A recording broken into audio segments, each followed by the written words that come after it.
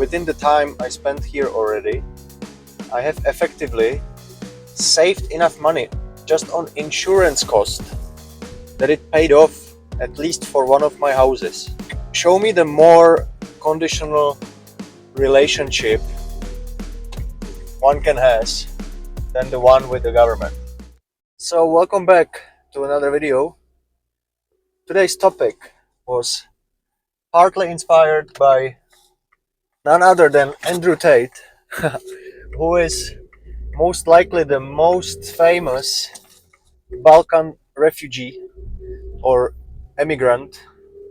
He's living over there in Romania, or was living, or was trapped on home arrest and jail and whatnot.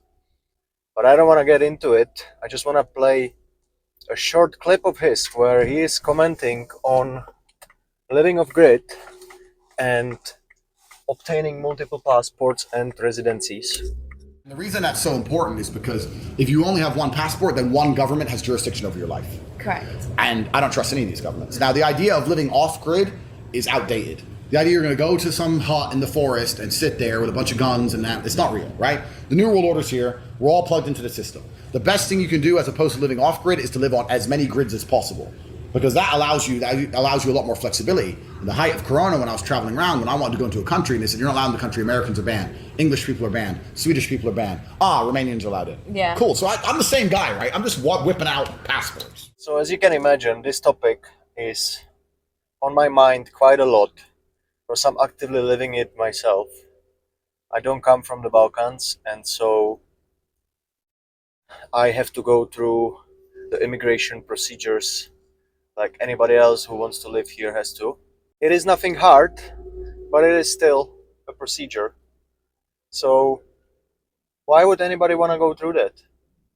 To go out of your comfort zone, leave your home country, leave your friends behind, family, and move to total unknown. Well, maybe you weren't satisfied with your life back home. Maybe your dreams and visions are totally somewhere else. You know, maybe your family was not believing in you enough and they're just pulling you down, keeping you at the spot where you've been 5 years back, and you just desperately want to grow into a new yourself. Well, there is nothing better than moving countries. There is a famous joke that water changes price. Same water. Say we have a bottle of water for 50 cents somewhere at the vending machine, and that same water will cost 5 euros in a mountain restaurant in Austria. The water didn't change, but the price of it did. So sometimes it's better to change location, to be trying to change how people perceive you, you know. I was recently checking the stats on YouTube, and it looks like that my average viewer is around the age 40. So I probably don't have to explain you that the adult world is full of barriers that mostly governments are putting in front of us. To me, it became obvious since I got my first ID card and opened a bank account and things like that. I just felt like the adult world is even worse than school. You know, the constant approval seeking, and you know, you have to show this and that, and nothing is given, everything is conditional. Like, show me the more conditional relationship one can has than the one with the government. Like, your most demanding partner will never be such a bitch as the government is. So how do you go about this? Why it is even issue? Well, you know, if you're at least a little bit freedom-minded, like I consider myself to be, you're gonna encounter the government employees and borders and restrictions absolutely everywhere in your life. So take for example the American citizens. They have their IRS snitching on them everywhere in the world, trying to get their taxes. You know, like there are not that many countries that are doing it, but other countries, for example, a lot of Central and Eastern European countries, mostly the former Soviet-leaning bloc, even Germany, for example, because I guess like half of it was falling under that Soviet influence. Um, they have something called compulsory health insurance. The government is effectively taking their money differently.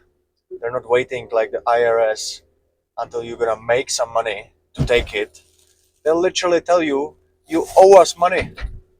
Like, you're our citizen and resident, so you have to give us money for your health care. Doesn't matter if you need it or not, that's the policy. And it's easily somewhere between 1 or 2,000 euros a year. So imagine that. In 2 years, they steal from you what can be theoretically a house in the Balkans.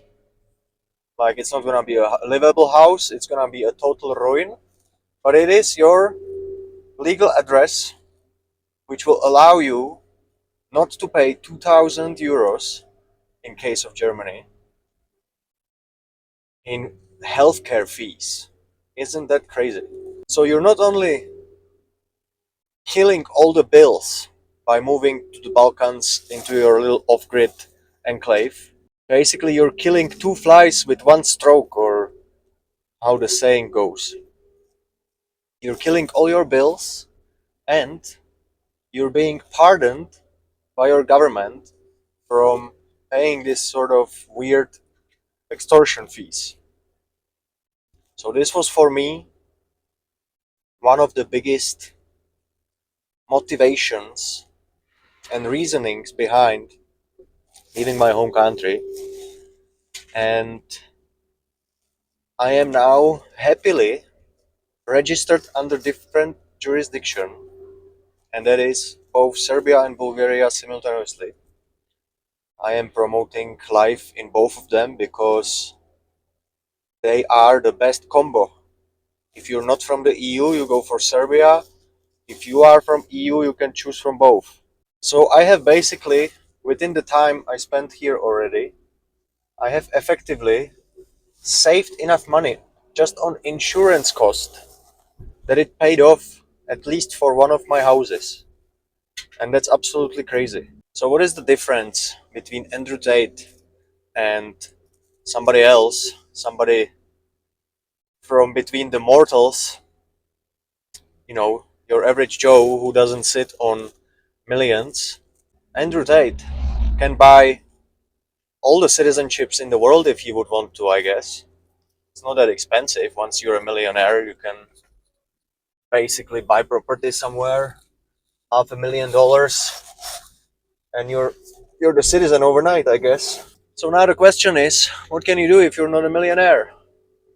I was checking all the possible ways how to go and live in a different country all around the world, be it Paraguay, be it whatever schemes through employment and other ways. There is nothing. If you don't have millions, you can literally go do this. Unless you're a highly skilled individual and you get some sort of employment visa in whatever country of your interest, your doors to living abroad are pretty much closed.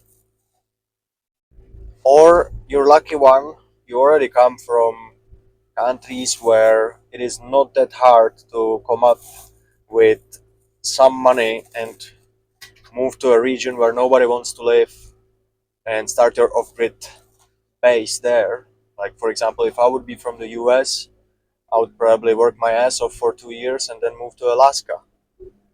Like, they have different options than us Europeans. So, but it depends.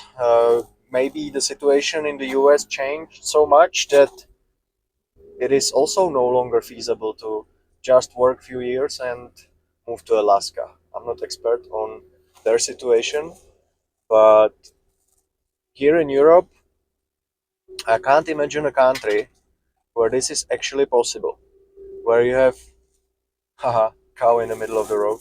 Maybe it will be visible in the back right now. Probably not visible. Yeah, like tell me in the comments if you come from a country where it's easy to make money and also to buy property and build your homestead or off-grid paradise. I really don't know where is the best combination, because once there is a place where you can make a lot of money, then the properties are also extremely expensive. So this is the combo that I am promoting. If you're new here, please subscribe, like and share. I document my life here in the Balkans, and I hope that I'll spark your interest